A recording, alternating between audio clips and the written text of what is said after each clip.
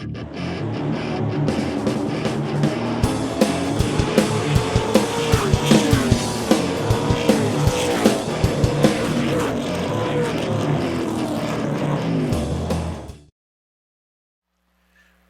evening, ladies and gentlemen, and welcome to the Motordrome Speedway as we commence the 2007 NASCAR Whelen All-American Series for the 5-division competition here at Motordrome Speedway. We hope that each and every one of you will join us every Friday night as we will begin racing at 7:30 p.m. each and every week through September. Joining us here on the front straight for tonight's opening ceremonies will be late model competitor John Messenger to deliver tonight's invocation and Melissa Grimm to sing our national anthem. At this time, we ask that everyone please rise. If you are moving around the grounds, please pause with us for our opening ceremonies. Gentlemen, remove your caps. And at this time, we turn the microphone over to Mr. John Messenger. Please bow your heads. First of all, we'd like to remember Red Miley and his struggles right now. And also, Lord, we'd like to thank you very much for a beautiful evening. Please remember all those who are deathly ill, bedfast, or having problems in life. And remember those down in Virginia. Lord, please protect all the drivers, crews, and the fans. And we thank you for this great day. In your holy and precious and loving name, we beg you, please. Amen. Please remain standing for our national anthem as sung by Melissa Grimm. Oh, say, can you see by the dawn's early light what so proudly we hailed at the twilight's last gleaming, whose broad stripes and bright stars through the perilous fight o'er the ramparts we watched were so gallantly streaming, and the rockets' red glare, the bombs bursting in air, gave proof through the night that our flag was still there. Oh, say does that star-spangled banner yet wave o'er the land of the free and the home of the brave? Thank you, Melissa. Thank you to John Messenger. And now, race fans, the very first laps of competition in the 2007 NASCAR All-American Series, sponsored by Whelen, about to get underway. First division up will be the Subway Street Stocks as we get set to present a complete 5-division program with preliminary heat races for all divisions and feature events that pay the big bucks and NASCAR championship points later on in the evening.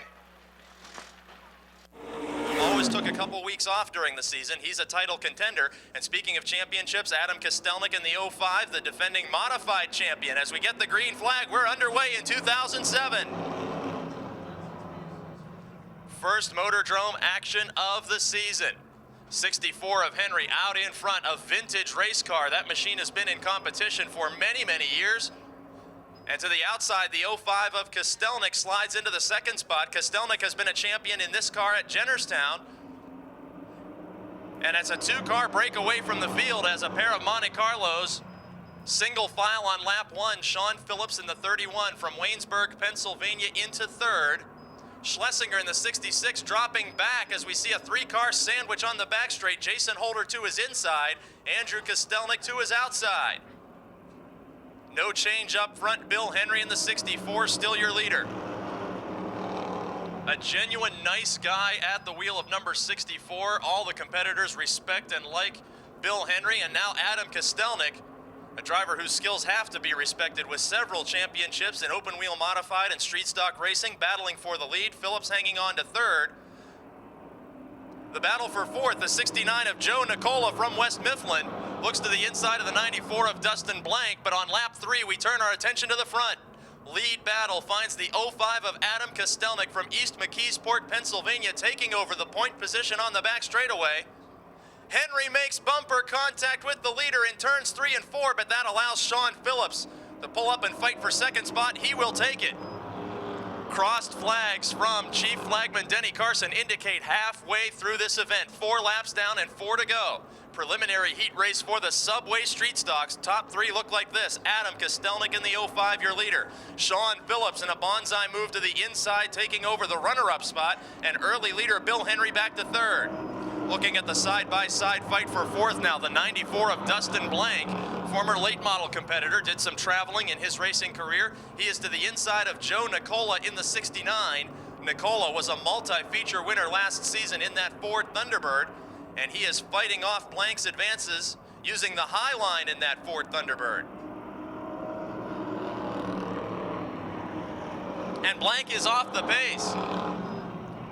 After fighting Nicola to maintain the 4th position, Dustin Blank falls to the rear with a mechanical problem in that brand new race car number 94. Up front, Adam Castelnik leading by just about a car length and a half over Sean Phillips in 31. White flag indicates final lap.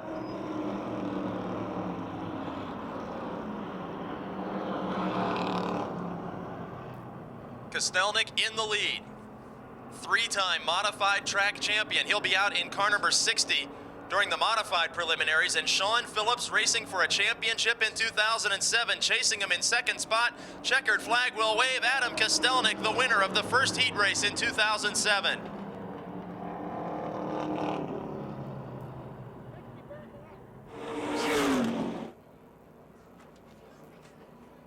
And the 48, Ed McConnell, making his first start.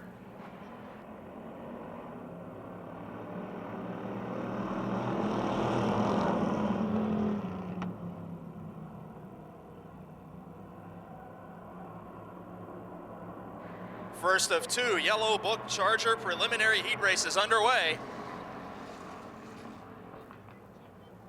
Mike Lemley in the 4 out in front. Side by side, Minjock in 34 and Keller in the 1.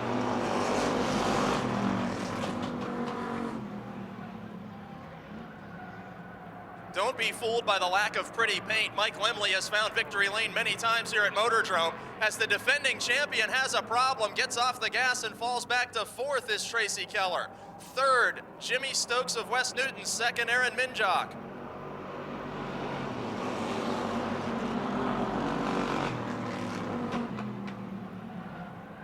Minjock drifts up the banking in turn number 2, and working lap number 2, Jimmy Stokes in the 95 looks to the inside. Stokes, one of the leading feature winners of 2006, now a member of the MAG racing team, taking the runner-up position from Aaron Minjock.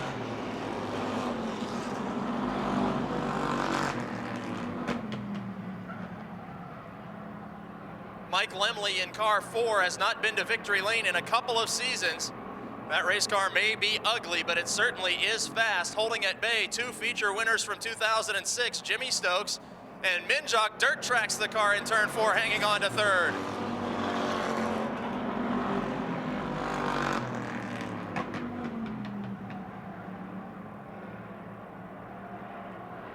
Working lap number 4, single file around the speedway, Mike Lemley in car 4. Jimmy Stokes in 95, Aaron Minjock in 34. White flag indicates final lap. We're going to have a lead battle on our hands in turn number 1. Stokes pulls to the outside of the speedway. Final time exiting turn number 2. Down the back straight, Stokes by a bumper. Lemley, the race-long leader, to the inside. Stokes trying to clear the 4 car in turns 3 and 4. Maybe door to the finish, and Stokes getting sideways on the front straight, still takes the checkered flag over Mike Lemley.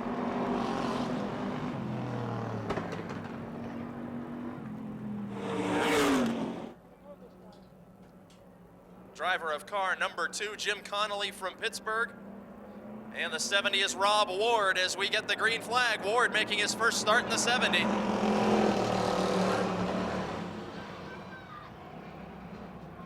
Victor Keller in car 11 taking out to an early lead in this 6-lap preliminary. Robbie Hott in the 16 looks to the inside of Roger Bryan. 3 wide on the back straight with Matt Gardner in the 7 to the top side. Hott and Gardner both clear Roger Bryan, whose car is smoking now. Mechanical problems maybe for the hometown hero.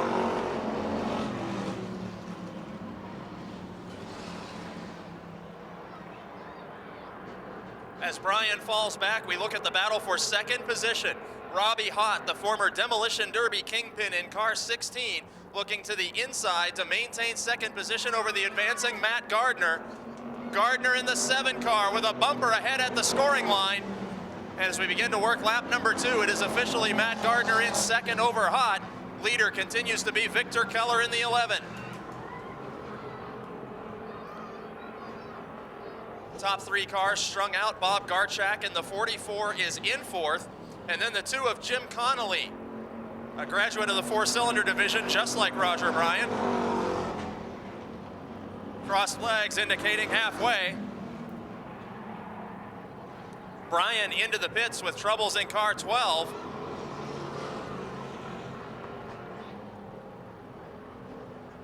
Up front, it looks like the 7 of Matt Gardner may be closing in on the 11 of Keller.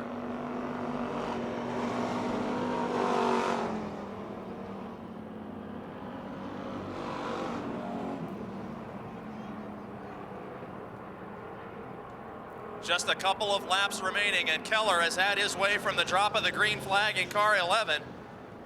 Gardner, the West Side Lube and Tire Nowak number 7 car, closing in at the wave of the white flag, final lap.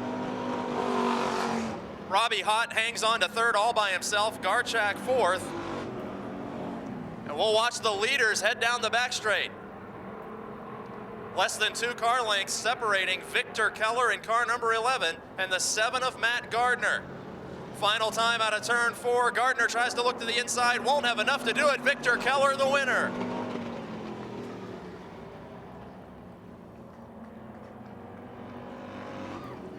A tough race for former division champion Jeff Giles Jr. in the 50 as he pulls off on the back straightaway, but coming home in 5th.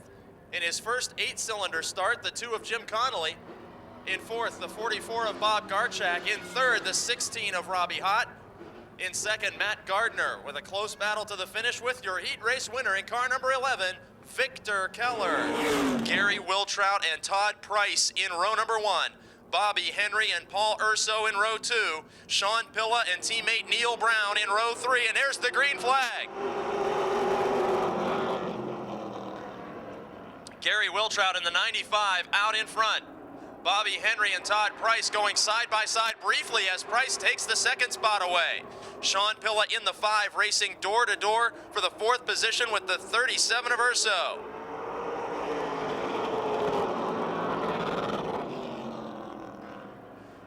Gary Wiltrout, a former track champion up front, former winner of the Napa 100. Todd Price in the 2nd position. And 3rd, Bobby Henry with well in excess of 100 career victories.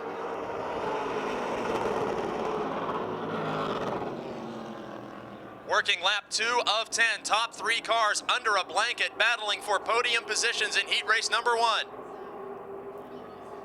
Motordrome Speedway track championship points on the line in these preliminaries as bumper tag sends Bobby Henry to the inside of turn 4 to avoid further contact. Beginning to work lap number 3 now. 4th and 5th, the Pilla teammates of Sean Pilla in 5, Neil Brown in 98.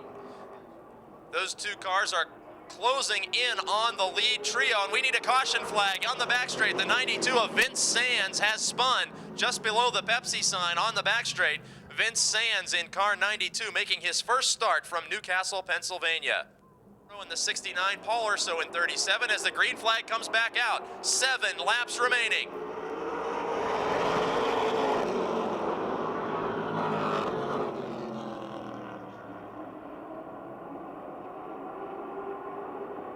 Bobby Henry challenges Todd Price.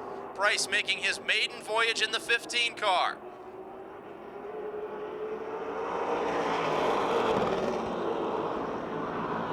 With 4 of 10 laps completed, the leaders are fighting tooth and nail for heat race position. Meanwhile, Neil Brown challenging for 4th beneath his teammate Sean Pilla. Contact up front. Price makes a dramatic save in turn 4. Henry got into the back bumper as it appeared Wiltrout slowed to trigger all of that action. Side by side the battle for second. Brown takes away fourth. Wiltrout with about a 5 or 6 car length lead now over Henry to the inside. Todd Price to the outside.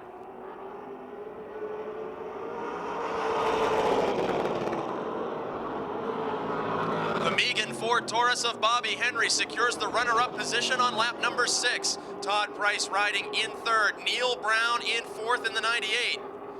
Price may have been a victim of circumstances. Everybody in the top 3 got on the binders, and Henry had no place to go, gave him a light tap to the rear, and Price did a masterful job of saving that machine to maintain third on the raceway. Bobby Henry now challenging Wiltrout. Those two race teams work very closely together, sharing several sponsors on the cars. Henry to the inside, side by side at the line. On lap 8, Gary Wiltrout officially scored by inches as the leader. Henry now completing the pass out of turn 4, and Neil Brown makes contact with Price. Action in the top 4 positions is heated. Henry in the 11 now drifting up a little bit. As they approach the white flag, Henry maintains the lead over Wiltrout. Then Price in the 15 car, who's now made 2 dramatic saves in 10 laps, with Neil Brown up to the 4th spot. Final go-round, Bobby Henry extends his lead dramatically. One of last season's biggest winners, second in the championship standings a year ago, Bobby Henry takes the win over Wiltrout. Price.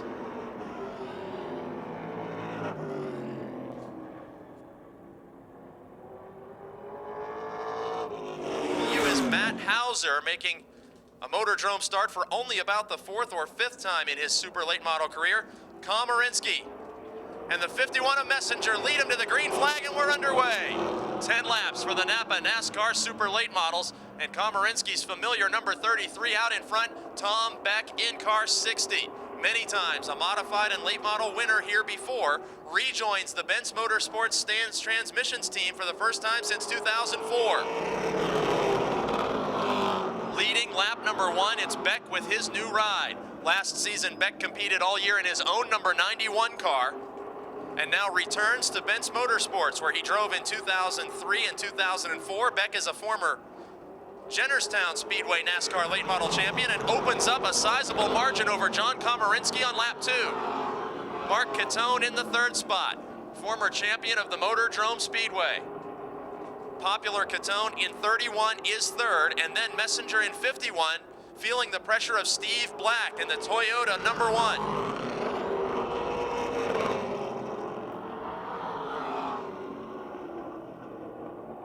Three of 10 laps completed.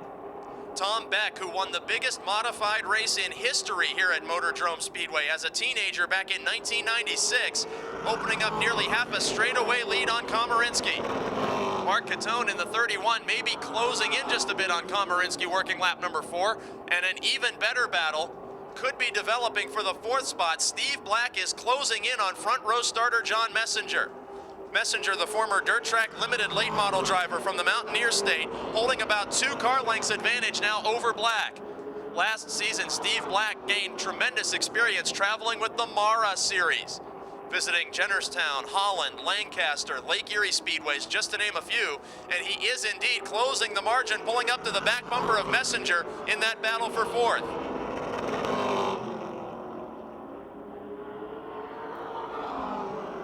Working lap 6 of 10. Best battle on the speedway is for 4th, John Messenger. The Cochran Auto Body Advanced Auto Parts number 51 machine.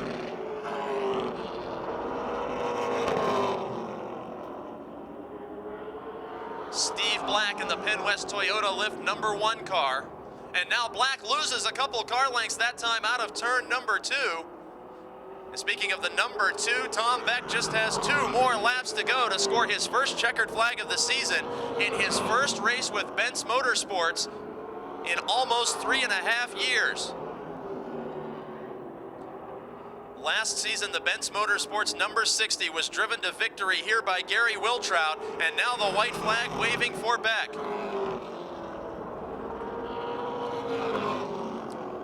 Komorinsky hangs on to 2nd all by himself. Former champion Mark Catone is in 3rd. And out of turn number 4, his first checkered flag of the season, Tom Beck in the Benz Motorsports number 60 over Komorinsky, Catone, and the battle to the line will be won by Messenger over Steve Black. Cars fail to answer the call to start this one. We hope they'll be able to start the 20-lap feature later tonight. Modified preliminary heat race, 8 laps in distance, and here's the green flag. Nicola wheel to wheel with Tom Frank entering turns 1, and Castelnik spins, the defending champion, colliding with the 01 of Harry Ofer, who had no way to avoid the spinning Viglione Motorsports number 60. Very unusual to see this multi-championship team having problems like that. Lap number 1, and Castelnik pulls away from the incident, as does Harry Ofer with that beautiful brand new 01 car. The 5 of Jim Nicola, 2-time modified champion, and 3-time champion Castelnik in the 60 with Harry Ofer of Bell Vernon in the 01. Here's the green flag. Just as the initial start, wheel to wheel up front, young Tom Frank and veteran George Nicola. Nicola takes the lead, and here comes Gary Scott in the 16 car. Gary Scott's number 16 ride this season, sponsored by the Clarks, one of the popular Pittsburgh area bands. George Nicola out in front last season. He had 1 feature victory, and in 2005, he had 4 feature wins. Scott in the 16 car, one of last season's biggest winners, trying the high side in challenging Nicola. Still a couple car lengths to go before he'll threaten for the lead. And Tom Frank in the 6 hanging on to 3rd spot. Adam Castelnik in the 60 after that lap 1 incident seems to be right back up to speed. Unfortunately, Harry Ofer's brand new 04 car has pulled pit side. Ofer was a heat race winner last year and still needs to work the bugs out of that brand new car. Castelnik sideways again in front of Tom Frank, taking the 3rd spot, working lap number 3 of 8.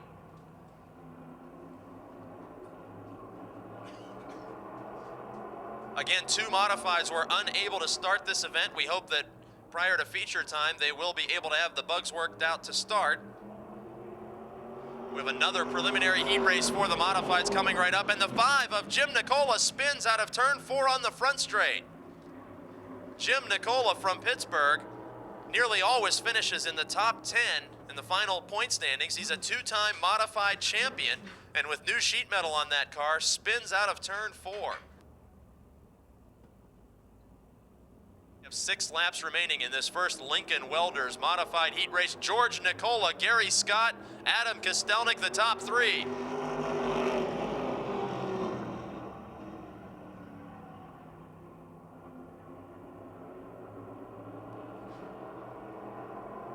George Nicola and Gary Scott have fought many, many times for feature victories. And here in the first heat race of the season, 3 familiar names up front, with Castelnik in 3rd, challenging Scott for 2nd. Working lap number 5 of 8, Gary Scott never afraid to try the high line of the speedway. As Castelnik loses several car lengths, that time exiting turn number 2.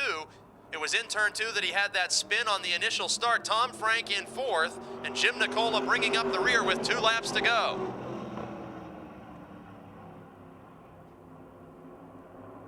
Gary Scott patiently riding a half groove up on the speedway from George Nicola's 97 car. That patience may be paying off as the upper groove may begin to take on some rubber for additional traction with the white flag in the air. Castelnik joins Scott in the high line that lap. Final time around, George Nicola has been up front the entire distance. Right there waiting to strike, it's Gary Scott and defending champion Adam Castelnik, who recovered from the spin on lap 1. Through turns 3 and 4, still single file, checkered flag in the air. George Nicola picks up the first win in modified action 2007. The 99 is Bo Glemba, 2-time feature winner last season from Charleroi.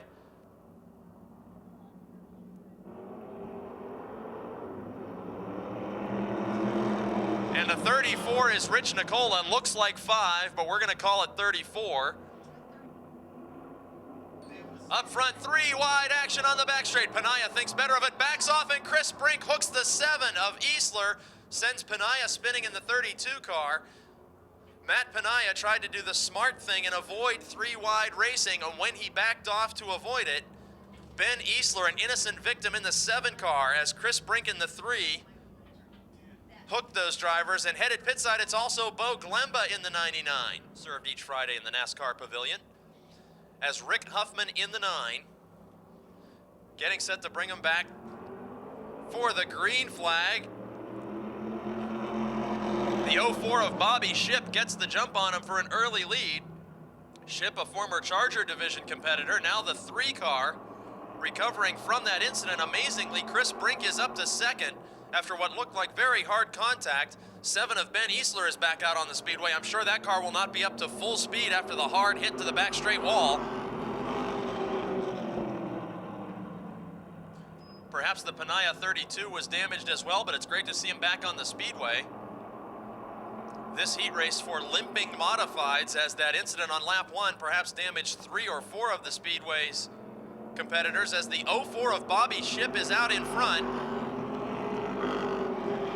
And on the 3 car, you can see the evidence on the right side walls of the tires of contact with either the wall or another car. In spite of that, Chris Brink seems to be closing on the leader. Former Matt Smith modified number 3, now driven by limited late model driver Chris Brink, making the change to open wheel racing. He is closing on Shipp, the leader. Side-by-side battle for 3rd now on lap 3 out of turn number 2. Rick Huffman in the 9, 32 of Matt Panaya. Huffman seeking his first checkered flag of any kind in the division. Panaya has been very close to a first career feature win, but has knocked the door down to heat race victories a few times in the past. Amazing that Easler's number 7 car is able to hang with this pack of 4 cars after that grinding, spark-throwing crash on the back straight. And while this action for lower positions continues, on the front straight, the 04 of Bobby Shipp begins working lap number 5. He's got a couple car length advantage over Chris Brink.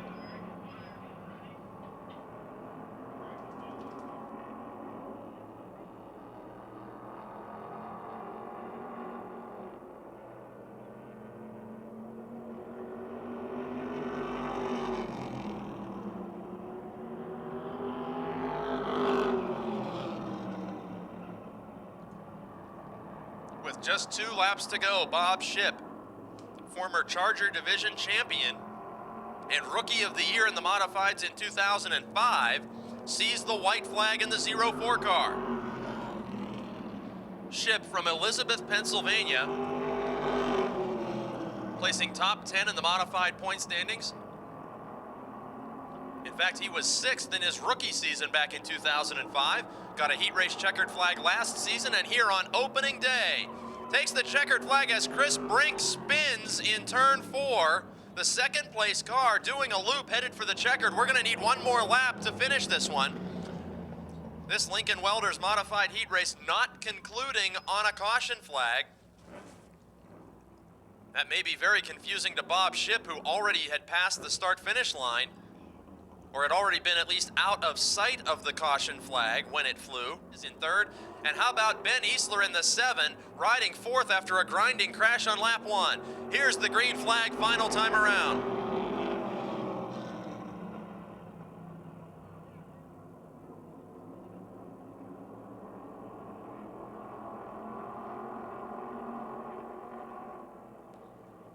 Headed for the checkered flag officially, the 04 from Elizabeth, Pennsylvania, Bob Shipp, winning his first heat of the season. Rick Huffman in 2nd, Matt Panaya 3rd, Ben Easler 4th, and Rich Nicola 5th. The 95 is Tony Dukic, the younger brother of a former track champion in this division. Speaking of champions, got the 16 of Ed Deneen, former champion and big winner in this division. Green flag is out. 32 is Dan Jordan, and 44 is Mary Catherine Shimko, the teenage driver.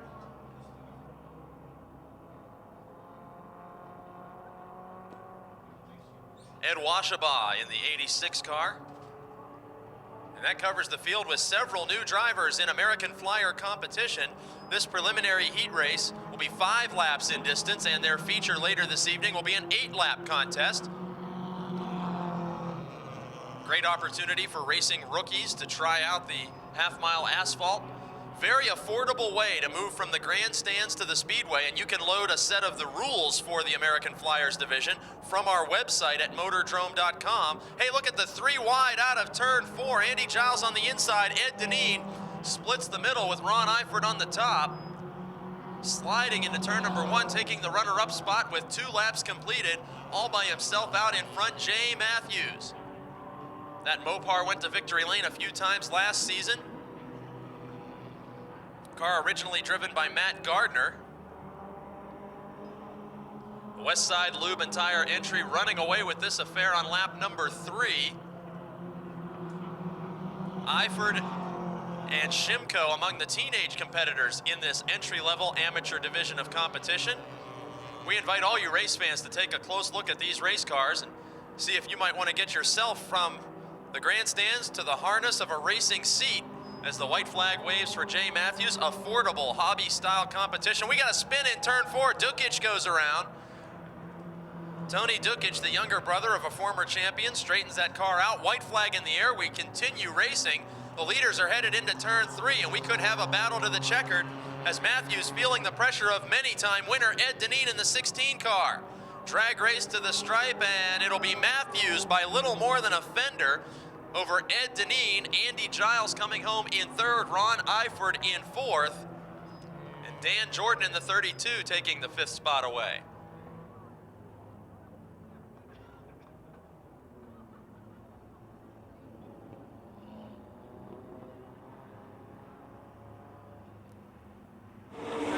Brink announcing his retirement, a wide open field for the title of the Subway Street Stocks in 2007.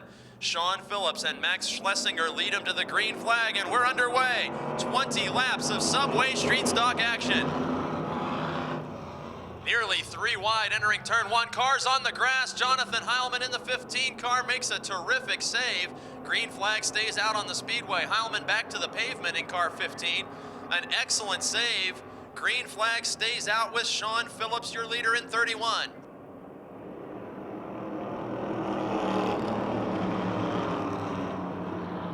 Schlesinger in car 66, running in the 2nd spot, and then the 74 of Jason Holder. 57, Andrew Castelnik, squeezing into the 4th position just in front of Bill Henry in 64.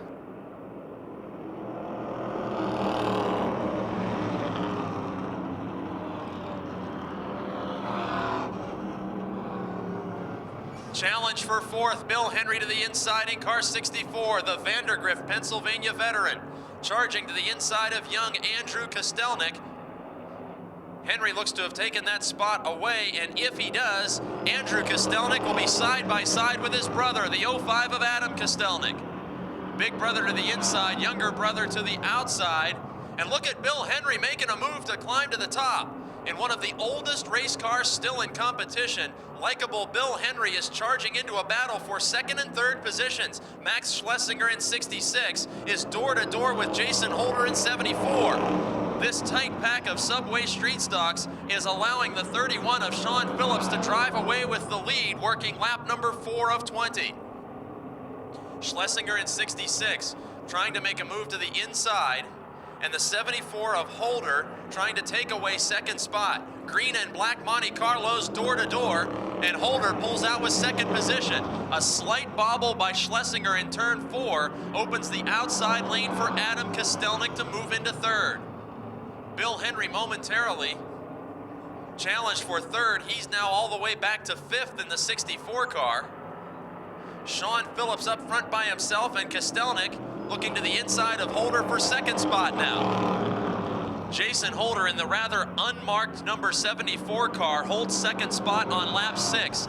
Adam Castelnik started deep in the field. He's up to 3rd, while Sean Phillips runs away with this event in car 31 up front. Another inside attempt by Castelnik in turn 4, and this time Holder is only in 2nd by a fender at the scoring line on lap 7. Holder in 74 fighting back to hold on to 2nd position in the outside lane with Castelnik to the inside in turn 3. Castelnik won a few street stock features last season and was the modified track champion. Castelnik now on lap 8 takes over possession of second spot. Sean Phillips in car 31, the race leader from the drop of the green flag, drew the pole starting position here on opening night. Told me earlier this evening he's got a championship in his sights in car 31.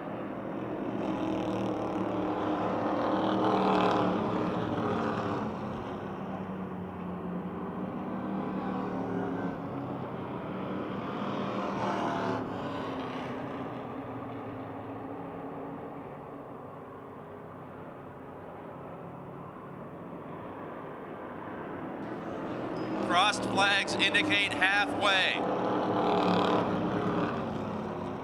10 laps down, 10 laps to go in the first Subway Street Stock feature of 2007. Sean Phillips with about 7 or 8 car lengths advantage over Adam Castelnik, who advanced several positions into second. Jason Holder in third, then a pack of 4 cars battling for fourth, which include Joe Nicola in the 69. The only Ford in the field into fourth spot around Schlesinger as Andrew Castelnik pulls into the pits in car 57. Nearly 3 wide on the back straight, the battle for 5th position. Nicola solely in place of 4th now. Bill Henry in the 64 in 5th as that battle goes to single file with Schlesinger and then Dustin Blank in his brand new car. We're working lap number 12. Top 3 cars strung out down the back straight. Sean Phillips in car 31.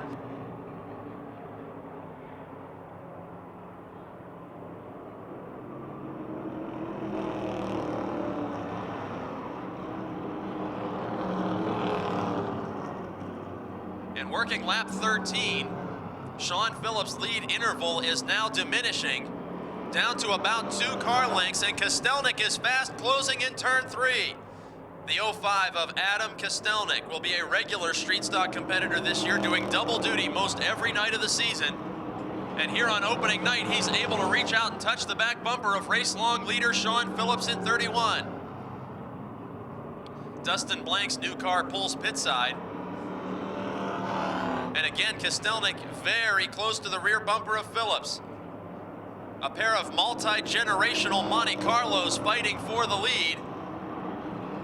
Contact made in the lead battle. Phillips turned sideways in turns 1 and 2 across the bumper of Castelnik. Castelnik completes the pass, working lap 15 down the back straight. Green flag stays out. Jason Holder in 74 catches the lead duo as a result of that aggressive move for the lead.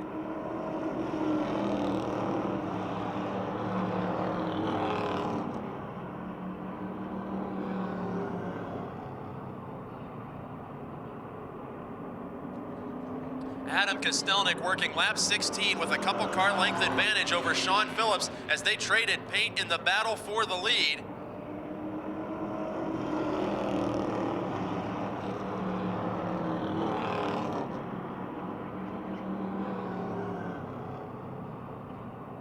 Adam Castelnik in the 05 may be on a quest to win 2 separate divisional championships in the same season, as he will be bringing the 05 with him out of his shop each week and still driving the Viglione Motorsports modified number 60 in action here each Friday.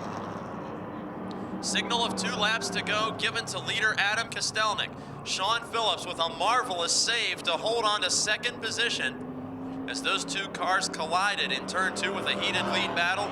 Jason Holder in third, and the 69 of Joe Nicola has done a great job of charging up through this field. Nicola in fourth, not within striking distance of a win, but nevertheless gained several positions in this event. White flag is in the air, final time through turns 3 and 4. Phillips hoping to perhaps retaliate on that bump and run pass. He will not get the chance. Adam Castelnik will win the first Subway Street Stock feature of 2007.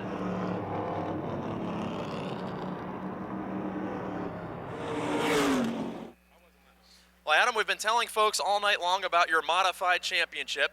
Tell us a little bit about this car, where it comes from, who owns it, and how often you're planning to use it here at Motordrome this season. Yeah, it's Jeff and Deneen Folkmeyer own it. It's an AK chassis. It's one of my cars I built a long time ago. Plan on running it every week. Let's go for 2 championships, you know what I mean? Go out and start winning races. And like I said, proved nice start 10th, but the car works really good in traffic. And Man, this car's just hooked up. Like I said, it's been good all year. We didn't change nothing but paint the front end, and back here in Victory Lane on the first night. Now that lead battle got heated at one point. For most of the race, it seemed like Sean Phillips was out of striking distance. He had 3 or 4 car lengths on you until a couple laps you gained it all at once. Let's tell us about how you caught up to him and that pass. Yeah, I started catching him a little bit. I started driving a little crazy. I just calmed myself down and seen he was getting loose. Got into him down here a little bit. I was underneath. I tried not to hit him. I skidded the tires and slid up into him. Hey, that's just racing. You know, he'll get me back. But like I said, I got to thank my crew. Without my brother, Josh, Chucky Slate, Slam, Big J, you know what I mean, can't do it without him. Like I said, my brother, he takes a lot of stuff off me, and he helps me out a ton. But I'd like to thank Jeff and Deneen Folkmeyer, Tedrick Financial Service, Stan's Transmission, Jay Poolide, Tube City Beer, and this AK chassis car is hooked up. Look to see it here a lot. We hope to see you back again. Adam Castelnik trying for 2 track championships this season. Winner tonight in car 05.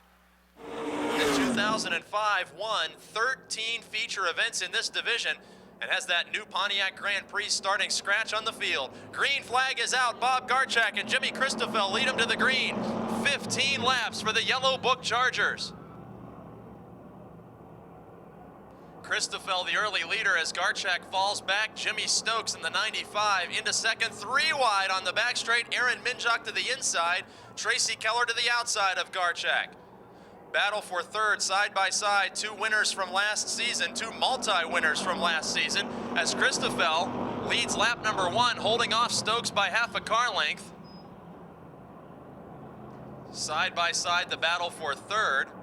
Minjock's Buick Regal number 34 getting the best of the Monte Carlo, driven by defending track champ Tracy Keller in number 1. Gardner in the 7 is up to 5th, and the lead battle is a heated one. Beginning to work lap number 2 is Jimmy Christoffel in the 04 seeking a first career feature victory, and Jimmy Stokes in the 95 closing quickly. Stokes, now a member of the MAG racing team that includes Gardner and Jay Matthews, and he dives to the inside of Christoffel. The Lewis Auto Repair number 04 of Christoffel, drifting way high in turn 2 now. Opening the door for Stokes, but maintaining the lead by less than a car length, no less. Christoffel finding some speed in that high lane, but out of turn 4 it may not be enough. New leader is Jimmy Stokes on lap number 4 of 15.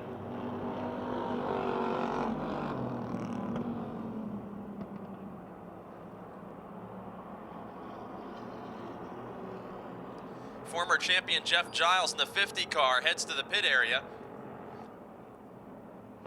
At the scoring line, Jimmy Stokes will begin to work lap number 5. Stokes has never been a track champion, but through the last 3 seasons has won a tremendous number of feature events, totaling just about a dozen feature wins in the last 2 seasons. Stokes in the 95 had a serious incident on opening night of 2006, which dashed his championship hopes, and trying to turn that around with the exact opposite of a win on opening night 2007, while Christoffel hangs on to second. And last year, a 2-time feature winner, Aaron Minjock in third, closing quickly.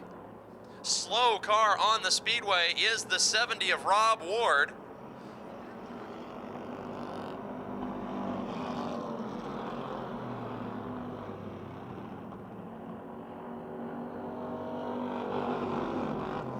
Leaders clearing the Ward number 70 car with 7 laps in the books. Jimmy Stokes, always a thrilling personality, and has some unique and energetic victory lane celebrations in car 95. His racing efforts supported by the Lint Group in turn 4 and the MAG racing team.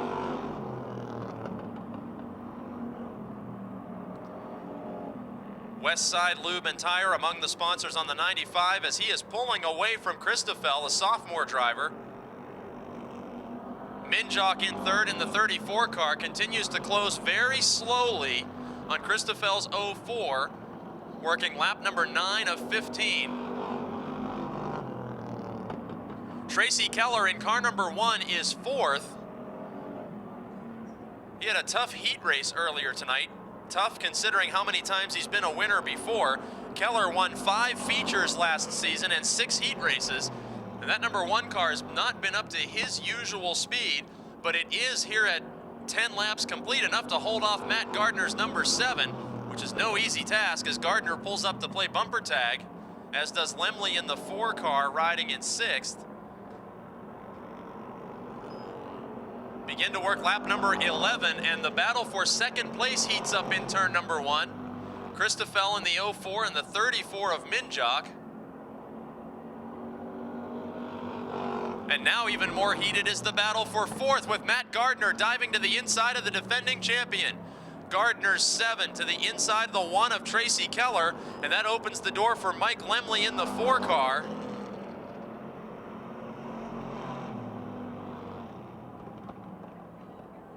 Mike Lemley in the 4 from Dawson, Pennsylvania, in desperate need of some spray paint, but that car is still quite quick despite the appearance.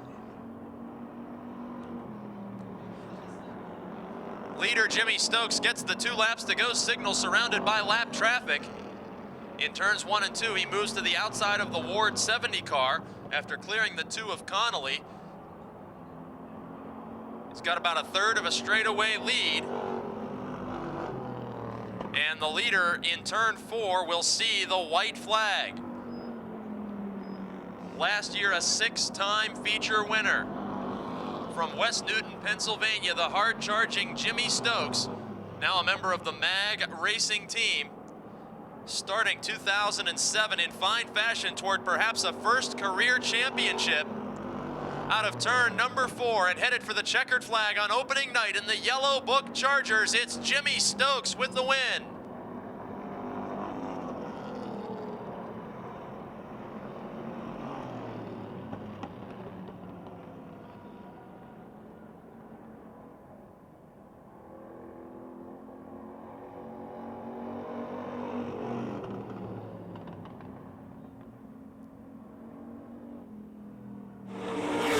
Ladies and gentlemen, he can hear you, Jimmy Stokes.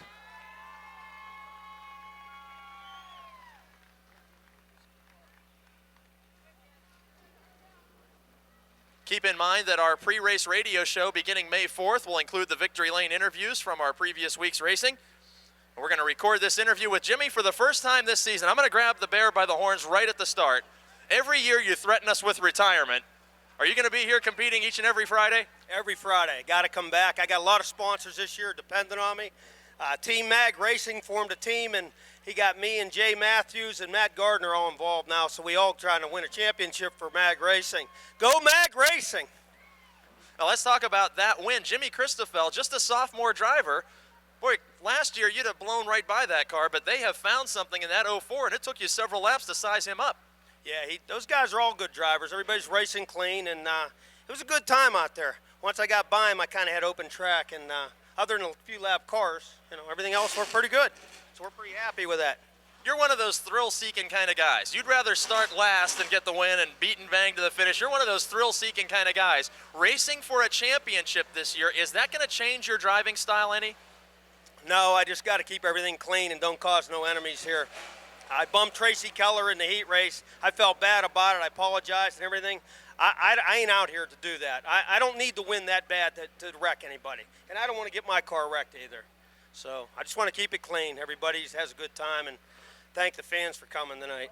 Well, we thank you for putting on a heck of a show. Opening night in the Yellow Book Chargers, feature winner Jimmy Stokes in car 95. It's Scott Nurmi from Hamburg, New York. 44 car, a new look for Greg Kelly, the former truck champion, and there's the green flag. We're underway in racing.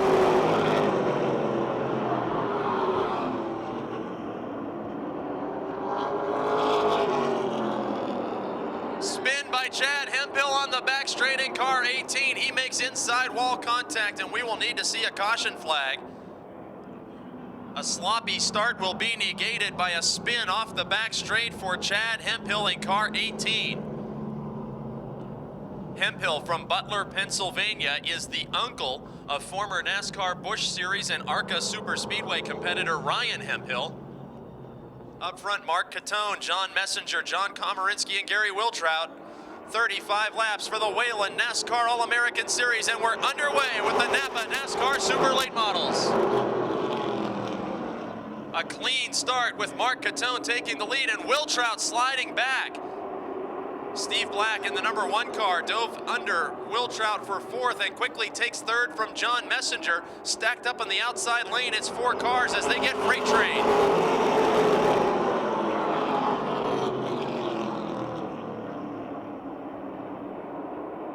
Tight racing in the middle of the pack, and Will Trout still off the pace from 4th starting position. Will Trout falls out of the top 10. A heartbreak for the former track champion. Mark Catone, the early leader, with John Komorinsky right on his back bumper. Working lap 2 of 35. Komorinsky may be trying to challenge for the lead. A few car lengths back to 3rd spot, Steve Black and Paul Urso, who briefly made a challenge for the 3rd spot in 37.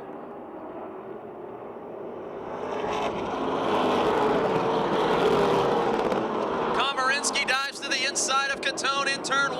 On lap 3, the popular veteran from Greensburg, Pennsylvania, door to door with Catone, the 2-time champion, and Komorinsky takes over the lead after a tough luck season in 2006.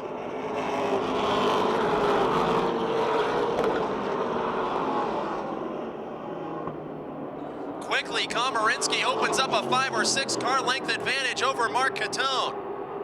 Komorinsky has been to victory lane in a street stock many times at Motordrome, yet to find victory lane in the super late model division. With 5 laps completed, Mark Catone feeling the pressure of Steve Black's number 1 in the 2nd and 3rd positions, but the best battle is for 4th. Neil Brown diving to the inside of Paul Urso, and Neil Brown already racing inside the top 5 in his first NASCAR start in more than 2 seasons in car 98. Todd Price in the 15 is now door to door with the 37 of Urso, and Price making his first start with this team and first start in a super late model at Motordrome, climbs into the 5th spot. Here comes Tom Beck in the 60 car around Urso. Working lap number 7, and John Komorinsky is opening up a big lead on this field. Komorinsky beginning his 21st year of action at Motordrome and seeking his first late model division victory is out in front of Mark Catone, Steve Black, and Neil Brown.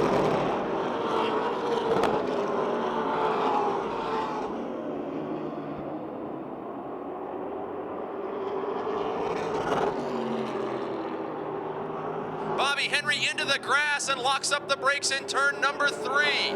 Last year's big winner in car number 11 with a serious miscue. Falls back now many car lengths from the top 5 positions as we work lap number 9. In the 3rd position, Neil Brown has traded places with Steve Black. Brown in the 98 car. The Brooks Automotive Group, J.G. Nagy Sunoco Gas and Oil Products machine is challenging Catone for 2nd. Neil Brown has spent 2 years racing on dirt tracks and returns to Motordrome, where he's many times a winner, to take away 2nd spot from 2-time champion Mark Catone.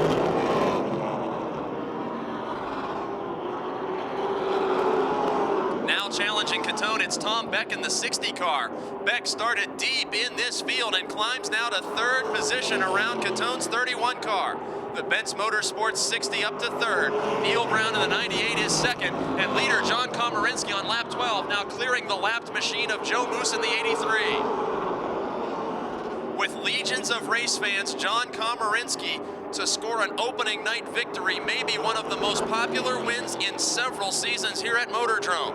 The likable 20-year veteran seeking his first checkered flag in this form of competition, always a contender in his street stock and truck division rides in years back.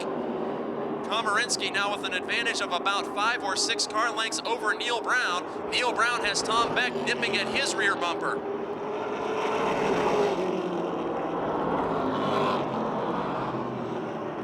John Komorinsky's 2006 season was loaded with bad luck as racing incidents not his fault and mechanical troubles plagued the Rolling Rock 33 car.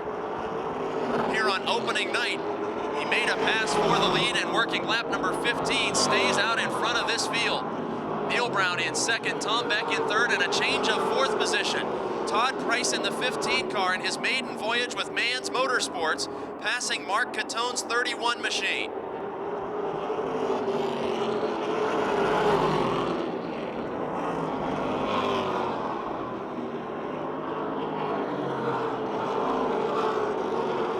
lap traffic looming in front of the leaders in turn 3. Komorinsky moving to the outside of first-time Motordrome starter Vince Sands in the 92 car.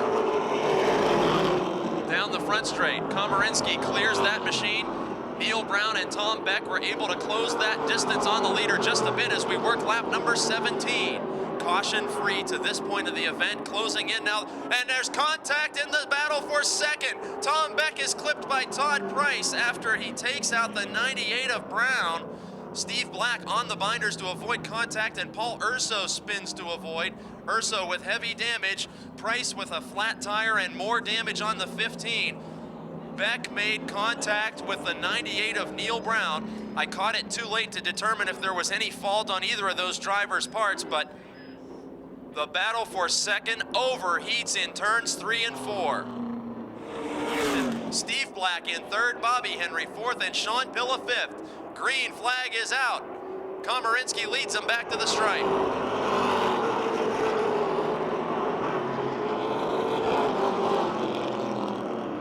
A challenge develops for third position on the back straight. Bobby Henry to the inside. Ford Taurus passing Toyota Camry for a podium position as Henry advances after his off-track excursion earlier in this feature. The Megan Ford Taurus is up to third. Mark Catone in the 31 in second. John Komorinsky now pulling away from Catone again, with Tom Beck and Neil Brown nipping at his heels. Komorinsky's lead had vanished to almost nothing prior to that accident. And now Catone finds himself back in the top 5 with Bobby Henry, who has advanced from deep in this field, challenging on the back straight. 6-time winner last season, Bobby Henry, diving to the inside of Mark Catone in 31 and taking second position away.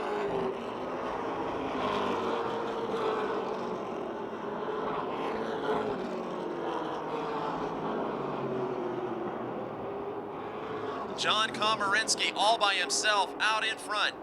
With more than 100 career victories, Bobby Henry, the dirt track limited late model graduate, into second position. Mark Catone third, Steve Black fourth, Sean Pilla hanging on to fifth. We are working lap 21 of 35. And the Rolling Rock 33 of John Komorinsky is out in front. Henry doesn't appear to be diminishing that lead very much at this point. Henry drove into the infield grass in turn number 3 early in this feature event, and with a brand new paint scheme on the Paulo Grudo Racing number 11, holds down the runner-up position.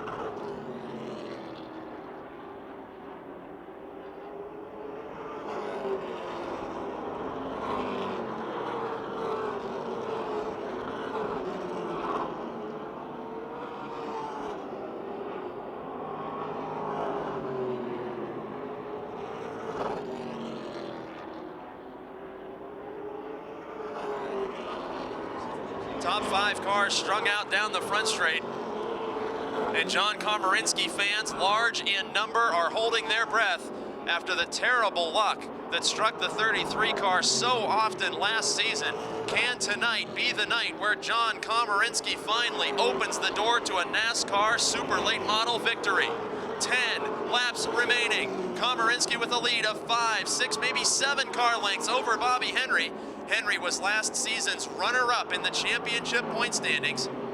Mark Catone in third, the 2-time champion, and an excellent run for Steve Black, who avoided that multi-car incident, and the Massey Toyota number 1 holding on to 4th spot.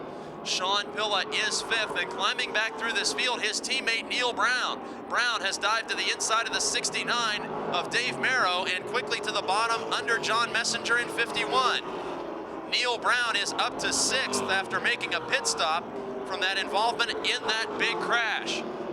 After running second on the speedway for several laps, Neil Brown into 6th on lap 27 behind his teammate in 5th, Sean Pilla. At the scoring line, John Komorinsky lost a few car lengths of his big lead as a result of the Vince Sands number 92 car. Lap traffic will again be in front of the leaders in just a few laps. We are working lap number 28 of 35, and Bobby Henry has closed to within 2 to 3 car lengths of leader John Komorinsky.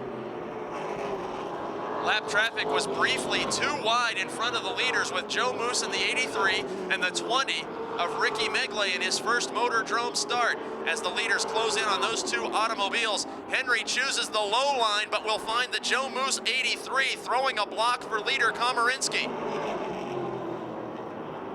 5 laps to go and a tooth and nail fight for the victory. 21-year veteran John Komorinsky and many-time dirt track limited late model champion here at Motordrome, Bobby Henry in the 11. When the Motordrome Speedway paved to asphalt racing, Henry converted to NASCAR super late model action. With nearly 100 career victories, he chases popular veteran John Komorinsky. 4 laps to go, and the next lapped car on the Speedway that the leaders will encounter is Ricky Megley in the 20. Other positions in the top 5 holding steady as we watch the battle for the lead. 3 laps to go, and Komorinsky's lead is a couple of car lengths. Which lane will Megley choose as the 20 car helping Komorinsky hold on to a 2-car length lead in turns 3 and 4? Henry went too low in turn 3 early in this event. Will he try to make a lane for himself down there once again with the victory on the line here on opening night? The Napa NASCAR Super Late Models could see a first career win in John Komorinsky's 33. Bobby Henry still in striking distance. No lapped cars in front of the leaders before the finish of this one. White flag in the air for Komorinsky. The Rolling Rock 33 car could be headed to victory lane for the first time. Final lap, and Henry will look to the bottom on the back straight. Not enough muscle to pull up to the door, and Komorinsky holds him off. Final time through turns 3 and 4. Henry looking to the bottom. Checkered flag will wave. First career win for John Komorinsky.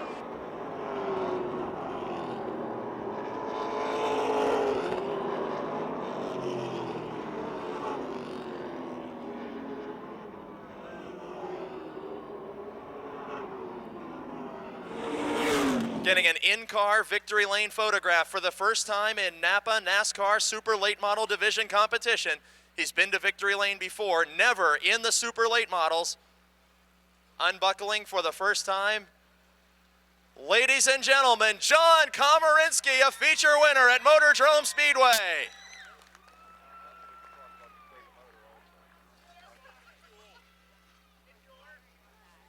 John, come on over here. Before we talk about your race team, let's talk a little about your personal life. I understand you have something pretty big that recently happened to you off the racetrack. Is that right? Yeah, I'm 44 years old, and I have a son named John, finally. So he's 7 weeks old right now. 7 weeks, you're a new daddy, and now you're a new winner in the NASCAR Super Late Models. Tell the fans a little bit about your career path to get first into this division before finding victory lane. Well, you know, back when we used to win, we were in the pro stocks, and we won the championship in '97. And you know what's really strange is we won on opening day in 1997, and ours opening day 2007. So that's kind of neat. But you know, getting into late models, it's a big challenge, and we've had our ups and downs. And I always thought we had a chance to win, but tonight the car was like really good. I mean, it was really good. I can't believe how good it is. And actually, this is the way it came off the track last year. Other than a couple turns on the spring, after that wreck the night before the end of the season, we never got to test the car because it rained. And I said, we're finally going to get to test this car since the wreck. And I need to thank Greg Kelly for wrecking me because this car is better than it was before. Now let's talk about the engine under the hood of this race car, something that's enabling many more competitors to stay alive financially. Let's talk about the horsepower and how it's made. Well, this is the GM crate motor, and it's not real expensive, and I like it. I'm still a little leery that it's built to last. I mean, this is starting our second season on this motor because we can't get another one this year. But I like it. I think it has enough power. Doesn't have the most power, but you know, you can only put so much power to the pavement. You know, if you're spinning the wheels, you're just losing anyway. But Tommy Beck was hooked up good tonight, and he said the same thing. You know, it's enough power, but it's not too much, where you're not spinning the wheels so much. So I like it. I hope it lasts me another season, but I like it. Well, you're no longer spinning your wheels as you've validated your super late model career with this victory. Let's thank the crew and sponsors that made this all possible. I thank Mark and Denise Komorinsky and Kyle and AJ Komorinsky, Tom Panzera. We got a new guy, Charlie Gennaro, this year, and Matt Kreis, and we're missing a couple, but they missed out on the fun, that's all. But They missed out on the fun. And ladies and gentlemen, one more time for his first career victory, 21-year veteran John Komorinsky. The 3 of Chris Brink in his first start. Matt Panaya, 32. George Nicola, 97. Harry Ofer, 01. 16 of Gary Scott, 99. Bo Glemba. And here's the green flag. 20 laps for the Lincoln Welders Modifieds. Bob Shipp with an excellent jump off the bottom of the racetrack to launch ahead of Rick Huffman by 4 car lengths down the back straight. Battle for third, Ben Easler in the 7, wheel to wheel with Adam Castelnik in 60. Castelnik, remember, had all sorts of handling problems in his heat race and spun during his preliminary. Castelnik clears the 7 of Easler. Looking to the outside of Huffman, can't make a pass that lap. All the way to the outside retaining wall is the 3 of Chris Brink, battling to the high side of the 7 of Ben Easler. Bob Shipp opens up a huge lead on lap number 2. The 2005 Modified Rookie of the Year out in front of Rick Huffman, having an excellent drive. Adam Castelnik and Chris Brink nearly making contact, battling for third and fourth. And again, there's contact to the rear of Easler's car. He gets collected by Nicola's 34. And again, a victim of circumstance. Hit from the rear was the 7 of Ben Easler while he was fighting for position with the 60 of Castelnik and the 3 of Chris Brink. Rich Nicola in what looks like a car number 5. They made a tape number 34 on there as he has borrowed a car from Jim Nicola. What a terrifically bad start to 2007. Young Ben Easler, one of the most popular drivers in this division, the many-time go-kart champion who broke into victory lane for the first time last year, looking for big things from that race team all season. And they are going to be fighting an uphill battle in the championship points after a heat race crash and now this hard contact in the feature. In second spot, Adam Castelnik, the defending champ from East McKeesport, third. And Shipp jumps on the hammer, taking the guys by surprise for an early start. Gets a 4 or 5 car length advantage at the line. Nicola spins in turn 4, headed to the pit apron. If he can fire that car up, we will stay green flag racing, but it looks like it is not under power and we'll need a caution flag. That's good news for the 9 of Rick Huffman, as he will be put back into the second spot with no lap completed that time around. We're still having 18 to go. Once again, he pushes the go button, getting a couple car lengths advantage on Rick Huffman, and Adam Castelnik gets a big lead this time. The whole shot start for Bob Shipp pays off, and the 04 car has checked out.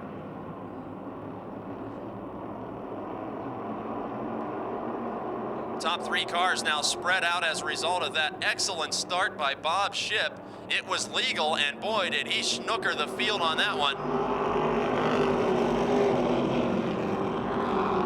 9 of Rick Huffman continues a fantastic drive in second position, holding off Adam Castelnik. And how about Chris Brink, the only first-time starter in the field, hanging on to 4th spot. Brink using the high side of the speedway. That may pay off later in this event. Rick Huffman hangs on to second by only inches as we're working lap 4, and Adam Castelnik mounts a serious challenge to the inside.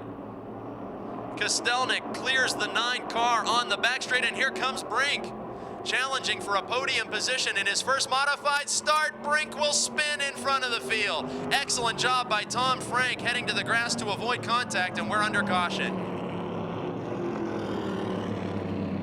4th spot is 97 George Nicola. 3rd is Tom Frank, 2nd Adam Castelnik, and leader Bob Shipp unable to run away from the field this time. Shipp with only a couple car lengths advantage over the defending champion with 16 laps to go. Castelnik was not going to be fooled by a change in strategy on that restart. Shipp waited till well into turn 4 this time to light up the tires, and Castelnik was right with him. Tom Frank in 3rd, George Nicola 4th.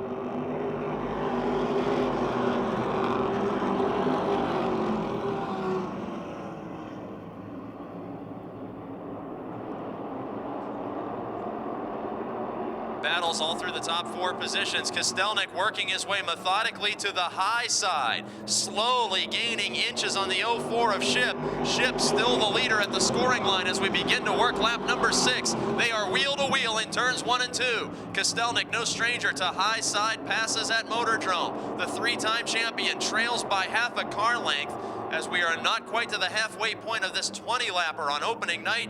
Bob Ship will continue to lead.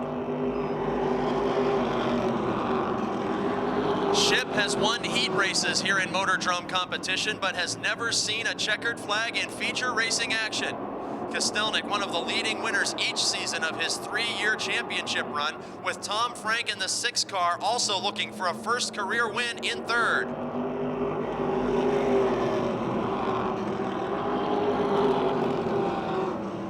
Castelnik tucks to the low side, and despite changing grooves in the middle of the corner, still pulls up to the door of the 04 car of Bob Ship.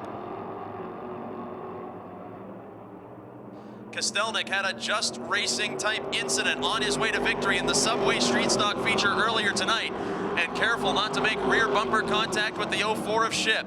Speaking of contact, there is some in the battle for 3rd and 4th. Tom Frank in the 6, the Ohio Charger, holding off last year's big winners, George Nicola in the 97 and Gary Scott in the 16.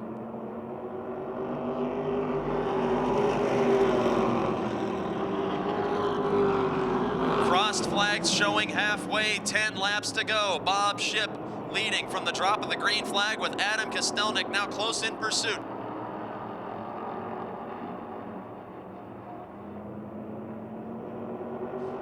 Gary Scott has to back off the gas and loses several car lengths in that 3rd place battle. Scott fading back now and being challenged by the 99 of Bo Klemba. The lead battle still an intense one. Castelnik returns to the high side after trying a low side pass, still within striking distance of Bob Ship in the 04.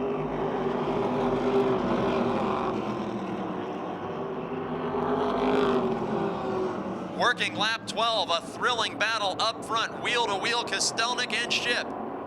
The Viglione Racing 60 and Bob Ship's number 04 car.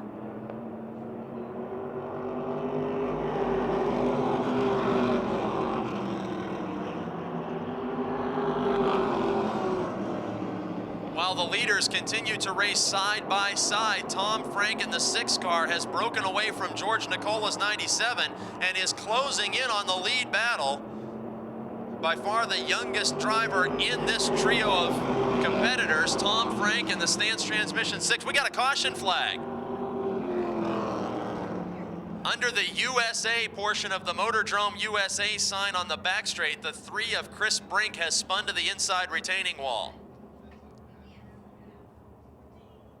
Chris Brink in his first modified start, now spinning 2 times in the first 14 laps of this event. The open-wheeled cars are a little bit different than the full-bodied limited lates that Brink has grown accustomed to on the pavement.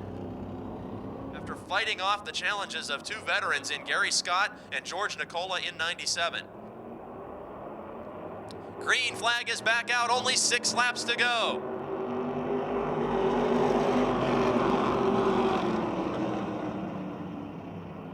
Castelnik a little loose in turn 2 after he pulled up to the bumper of Ship. Ship will get 3, maybe 4 car lengths advantage down the back straight. Castelnik spun the rear tires and had to fight the wheel just briefly, and Tom Frank still right in the mix in car 6.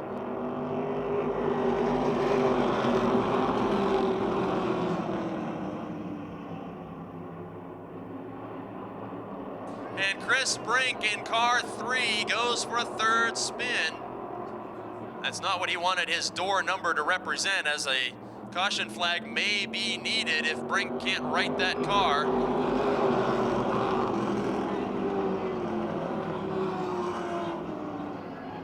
Leaders fast approaching the 3. Green flag stays out, and Bob Ship holds a lead of 2 to 3 car lengths down the back straight.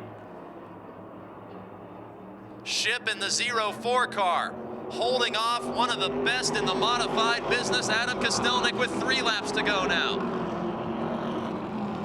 Tom Frank is a couple car lengths away from this battle, and George Nicola reels in to fight him for 3rd. Meanwhile, the leaders are wheel to wheel again in turn 3. Bob Ship to the inside, Adam Castelnik on the outside. Bob Shipp officially scored the leader as we work lap number 18, as he had just about the front wheel ahead of three-time champion Castelnik at the scoring line. Still wheel to wheel down the back straight. We may have 4 cars under a blanket fighting for the top spot on the final lap. White flag is in the air. Bob Shipp leads by only a bumper. Castelnik in the outside lane, the three-time champion. Bob Shipp will need to fight more than he ever has to find victory lane for the first time tonight. Castelnik may have cleared him to lead only the final lap. Shipp battles back on the inside. Down to the stripe. Who's it going to be? Adam Castelnik, the winner.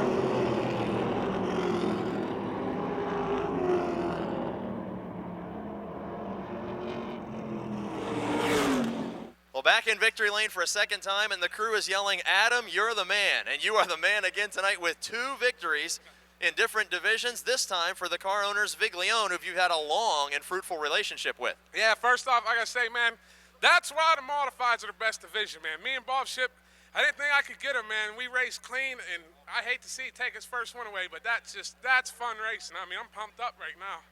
His brother lost the Charger feature in similar fashion to Jimmy Stokes, leading several laps. Have you ever had to fight on a last lap? Like, you've had some exciting finishes here, but I don't think there's been a time when you've led only the last lap to get a win. Nah, like I said, man, that's what's racing about. That's what people come out to see. I mean, if you weren't excited on that race, you ain't going to get excited. A very clean fight, too. You told us in the street stock event you got into Sean Phillips just a little bit, but this one was as clean as a race could be. I don't think there's probably a mark on this 60 car. Nah, like I said, I was like a bonehead driver, spun myself out in a heat race. That's the only mark. But like I said, hats off to Bobby Shipp, man. And he's running low line, protecting the lead. And I knew the only way I could get him is either move him or go on the outside. And like I said, we just went on the outside. It was just a great race. Like I said, I got to thank the car owner, Buzzy and Donna Viglione, Josie Viglione. Crew chief Harry Lazader builds the awesome motor. Carol, Dez, if I'm misnaming Vanessa. Got to thank Lazader Auto Service, TCI, Circlematic, and Bowling Machine. 2 completely different sets of sponsors, and he gets them right over the modified. This time, Adam Castelnik in victory lane as defending champion. Dukic and Giles, a pair of younger brothers to racers that have moved on and won championships. Tony Dukic on the pole, Andy Giles outside of row 1, and here's the green flag, 8 laps for the American Flyers. Ed Deneen makes quick work of the rookie and now uses the high line to zoom around Andy Giles' 05 car. Moving into third, it's the 32 of Dan Jordan from Connellsville. And look at Jay Matthews in the 77 storming up from the rear of the field. You Mopar fans looking at that 77 car coming into fourth.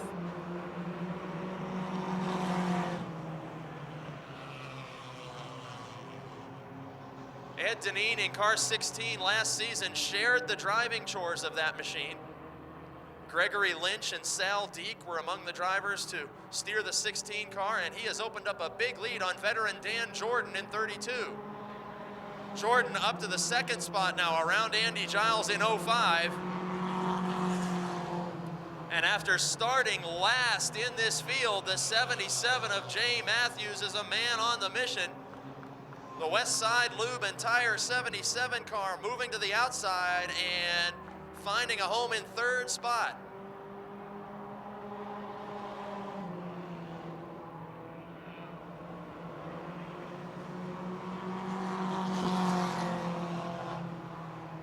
Five laps to go.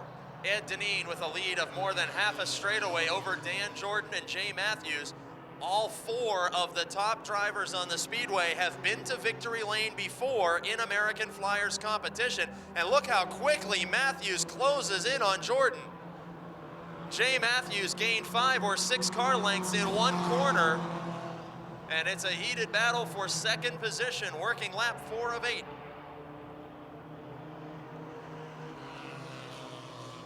Last season, that Mopar was numbered 7 in orange paint, and now matching the rest of the MAG racing team, the colors of pink and blue, as he is now just inches away from taking over second spot on lap 5, sliding the car into turn number 1, and the new runner-up is Jay Matthews from the rear of the field.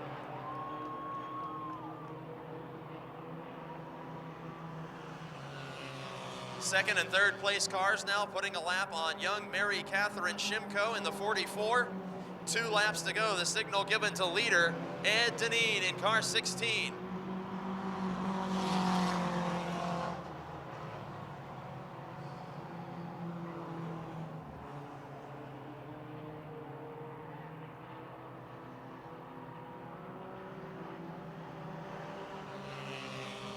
White flag in the air. Deneen with a comfortable margin of lead. Jay Matthews pounding on the steering wheel in frustration on the front straight. He knows that if he had a caution flag, he might have something for the leader, but starting dead last, he made a valiant charge up to the runner-up position, and in turns 3 and 4, yet another victory for one of the winningest drivers in division history. Ed Deneen takes the checkered flag.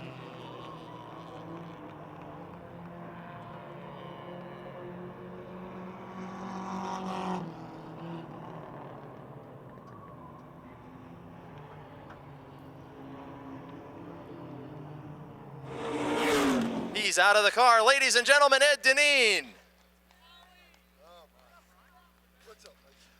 Well, Ed, we had a chance to talk before the races got underway, and you said you're just going to have a heck of a good time here this season. It's not going to be about a championship, thinking about points races. You're just going to come out here and have yourself a good old time. That had to be a fun one right there. Oh, yeah, it was a lot of fun.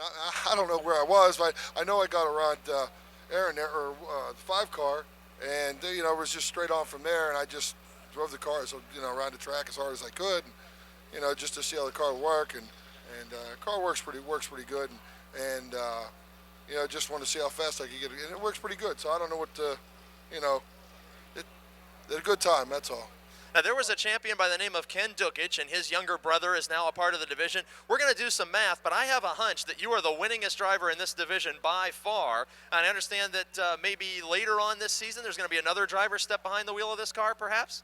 Yeah, maybe later on in June, Gregory might end up driving for the summer. He's out of school, so we'll see what happens. We're going to be here a few times. I don't know how many, but we'll be out here a few times to play with the car. Well, it's always great to see a former champion visit victory lane. How about a chance to thank your sponsors? Yeah, I want to thank Advanced Automotive Alternative Power Sources. I want to thank Lamar Kitchens, Metro Construction, Antique Auto Appraisals, and I want to thank Swissville Music. Them guys helped us out, and Gary here tonight, so I hope everybody had a good time, even though it was kind of chilly. But congratulations on your opening night win. Ed Deneen, former track champion in car 16.